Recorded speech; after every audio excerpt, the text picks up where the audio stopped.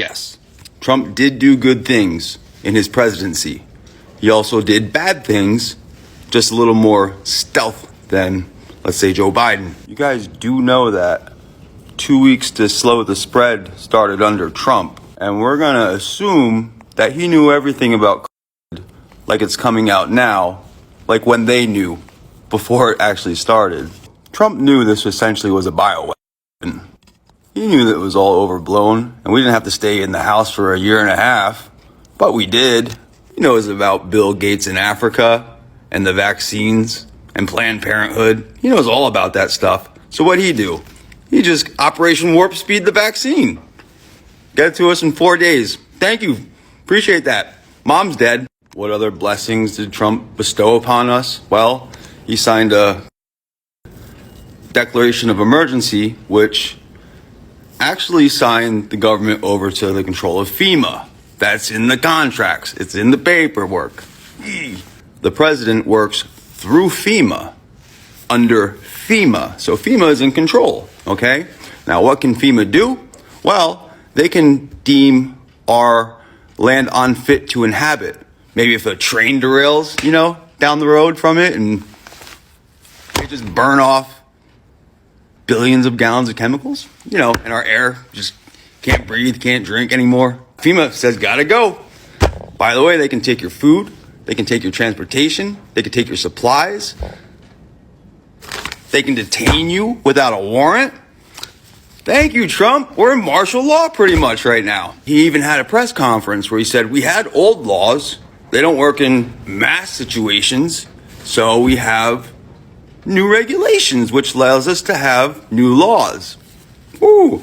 And then FEMA goes on and says, we accept the empowerment of the federal government. Now FEMA can take control over the COVID situation and help. Now we can help, right? Now we can help. Yeah. Y'all got fucking swindled, bro. Then Trump makes a speech and says, it has been my great honor to have been your president. Past tense. Because he's not the fucking president no more. His FEMA's in control. You might have noticed during Trump's inauguration, the military actually had their patches on. And they did the salute properly. And maybe you noticed for Biden, no decorations at all, because it's not real. But it is only the beginning of what we're really doing. We're in a different phase. We had some very old and obsolete rules, worked under certain circumstances, but not under mass circumstances. They were there for a long time. They were in place for a long time, and we're breaking them down now. And they're very usable for certain instances, but not for this. To unleash the full power of the federal government in this effort today, I am officially declaring a national emergency. Two very big words. The action I am taking will open up access to up to $50 billion of very important and a large amount of money for states and territories and localities in our shared fight against this disease. As you indicated last week, by signing the national emergency, has really empowered FEMA. American people have been so disciplined.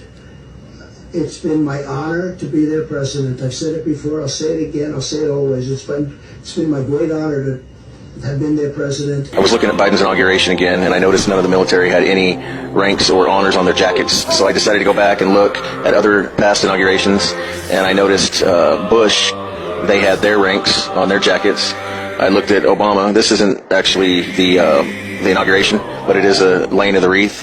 For some reason, the video wouldn't edit that I found for Obama's inauguration. But you can see here, they all have their military rank on their jackets, and the next one you'll see with Trump. Trump has his, and I want you to notice too that all three of them were able to touch the wreath and kind of push it back on the stand. But I want you to notice Biden's on what happens with his here, because his is different. Because remember, there's no military rank on any of the jackets anywhere. You can't find them, and you're going to see he doesn't walk down the steps. He walks out from the left if you're facing the tomb, which is weird. So you see there's no military ranking on any military officer there. They don't get to touch the wreath for some reason. They have to walk up to it and do this awkward, hey buddy, how you doing, kind of thing. And then they stand there, look at it, and then they turn around and walk back. So why? I also want to point out that they did the 21 gun salute with 2 guns actually at the cemetery when he arrived to the tomb of the unknown soldier. It was because they were supposed to do the 21 gun salute after the president got sworn in. This is Trump's 21 gun salute directly after he got sworn in into office as president. Now you can go back and you can find videos where you can hear Obama's going off, you can hear Bush's going off, but Biden didn't do it for some reason. And the military didn't have their honors on or their ranks. And it kind of makes you wonder, doesn't it?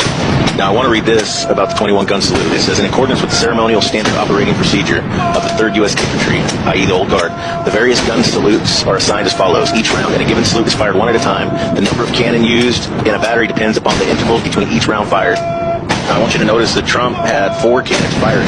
Now, the military code says they want an odd number firing, so this isn't all that awkward with 4 of them firing. But I want you to look back at Biden's inauguration when they're laying the wreath and he's pulling up, that there's 3 cannons there.